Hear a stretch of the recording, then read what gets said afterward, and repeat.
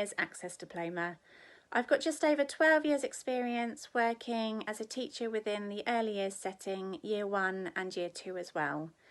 I particularly love working within the early years setting because it's a really interesting environment to be in. No day is ever the same, and it's a very rewarding career path to take. I've got a degree in business studies and a PGCE in primary education as well. And before I became a fully qualified teacher, I worked as a teaching assistant in a primary school, so I've got a range of experience behind me.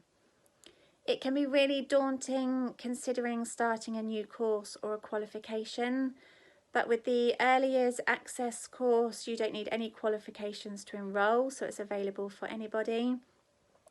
And also, I will be with you every step of the way, so if you've got any concerns or questions, or if you genuinely need a bit of extra support with anything, then I will be here to help you.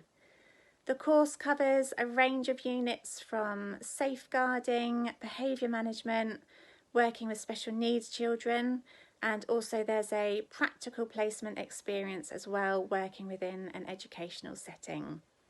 So it offers a range of opportunities for anybody who wishes to follow a career path in the early years.